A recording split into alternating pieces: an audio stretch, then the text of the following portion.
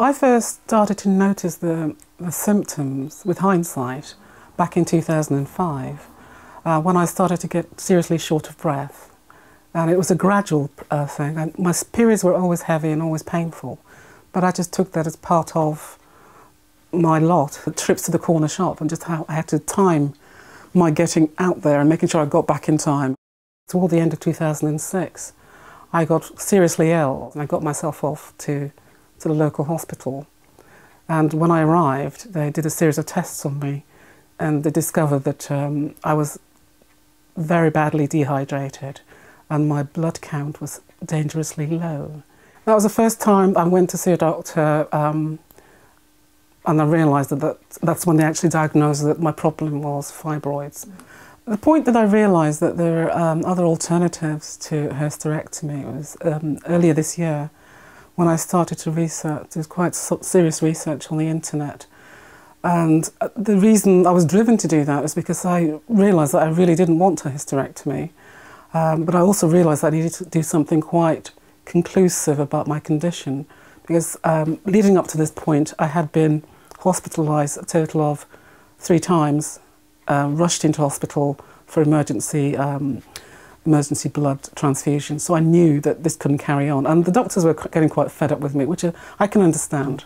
And I finally came across the embolisation procedure, read up on it at several US sites, and I read through and I realised this was quite something quite common in the US that had been done over many years.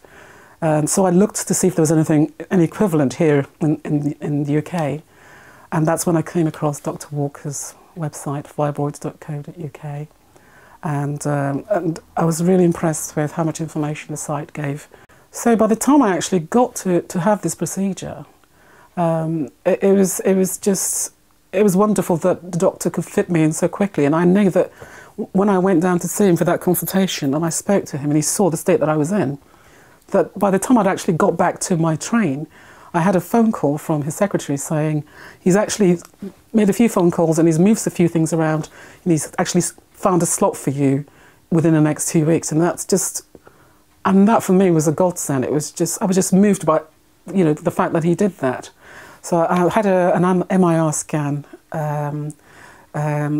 and then I think a couple of weeks later I actually went in for the procedure, and because I had private insurance I was able to have it done at the London clinic in Marylebone.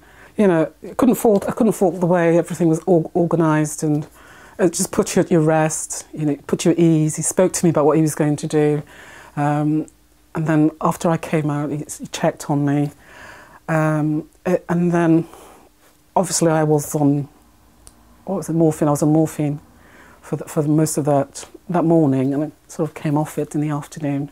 And by the next day I was out. I was out convalescing. So the pain hung around for about 2 weeks, but the pain it's quite severe pain, but it was the sort of pain I used to experience during my periods, because the pain I used to experience during my periods was so excruciating. But since then, I've actually, a couple of weeks ago now, I've just had a normal period, which lasted 3 days, which was just normal, very light bleeding. So it obviously, I've still got my cycle. I'm still functioning as a woman, I suppose. I have, so that for me is good as well. Not that I want to go off and have more children, but it's comforting for me to know that, sort of coming up to the change, I still can function as a normal woman, without all the suffering of the heavy bleeding and the excruciating pain. And effectively, I've got my life back.